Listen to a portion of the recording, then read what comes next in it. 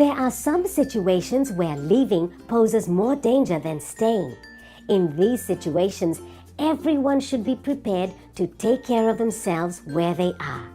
This is called shelter in place. You'll need to have your emergency supplies with you.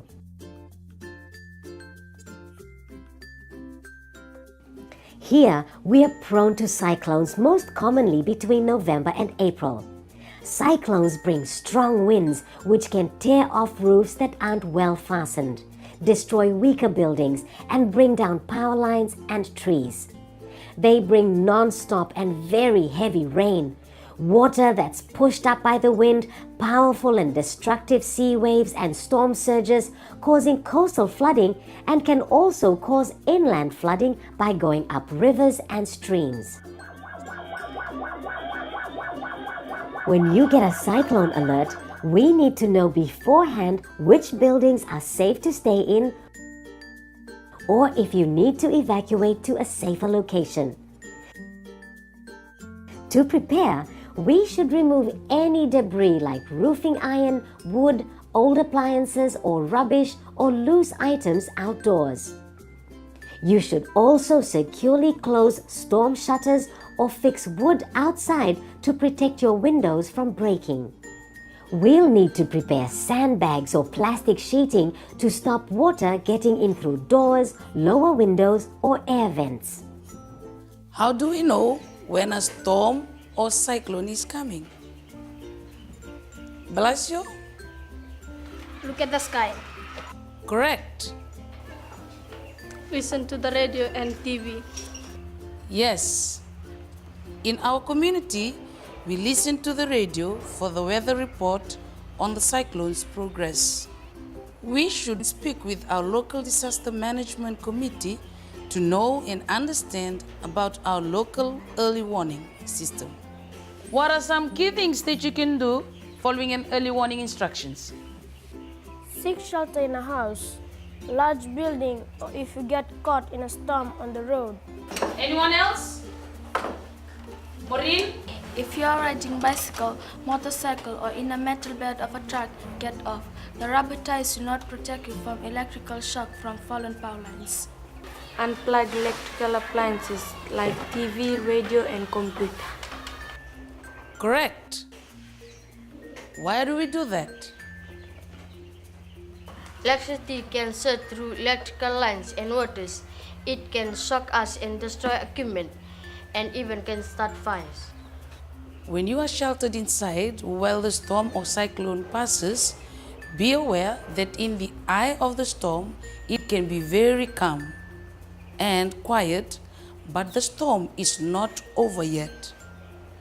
If things seem calm, it is probably that the lull at the center of the storm, so stay in your secure position and do not go outside because the winds will get stronger again. My parents are farmers. They work a long way from home. What do they do if the storm comes along? Anyone outside should watch the weather conditions carefully and be ready to get to a safe place before the storm arrives. They should try to find safety in a strong, closed structure like a reinforced building. If there are no reinforced structures, get into a car or bus, keeping windows closed. Keep your hands on your lap and feet off the floor. In the forest, find an area protected by a low clump of trees. Never stand under a single large tree in the open. As a last resort, go to a low-lying open place. Stay away from tall things like trees, towers, fences, telephone poles, and power lines. And be aware of the possibility of flooding in low-lying areas. Storm clouds can bring electrical activity and lightning. To be safe from lightning, remember and follow these 3 rules. When thunder roars, go indoors.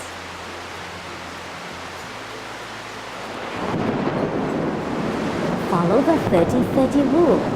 If there is less than 30 seconds between thunder and lightning, you're in danger. Get inside and stay there until 30 minutes after the last lightning flash. In case you are stuck outdoors, practice the lightning crouch. You may feel your hair stand on end, your skin tingles, or light metal objects vibrate. Squat down straight away, balancing on the balls of your feet. Touch your heels together and cover your ears. This way, the electricity can go through you back into the ground without harming your vital organs. Do not lie flat on the ground. If lightning strikes a person, look and care for other possible injuries and check for burns. Call for help. Remember, people struck by lightning don't carry any electric charge and they can be handled safely. In case of flooding, we're going to have two options: evacuate to a safe haven or shelter in place.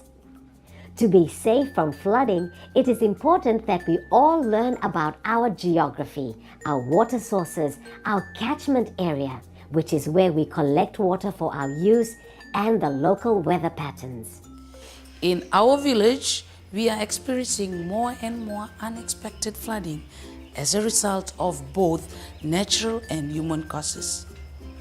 Now, can anyone tell me some natural causes? Heavy rain and storm. Correct. Heavy non-stop rain, storms, and storm surges can cause flooding. What about man-made causes? At my house, we do not have drain to divert water, so even a little rain causes flooding. Yes, a proper drainage system is very important to prevent flooding. In our village, we do not have any way to dispose our rubbish, so it often ends up in the river. Yes, dumping rubbish in rivers and runoff channels can be very harmful for many reasons. Not only flooding, but can also impact your health. Deforestation and unsustainable use of land can also cause flooding. There are two main types of floods: slow flooding that develops over hours or days, and flash floods that occur without warning, after a rain event or after a dam breaks. For a flood, we must follow early warning instructions, evacuate to higher ground or shelter in place with our emergency supplies if we are in a safe haven. We have mapped out the hazards and risks around this school, and we know that this school experiences annual flooding. That's why we make sure we keep our books and valuable things up high. Here are some do's and don'ts in a flood. Do not try to wade through floodwaters of any depth. If you must evacuate in water, do wear life jackets or use reliable floating devices. After a flood can be very dangerous, as drinking water may be contaminated.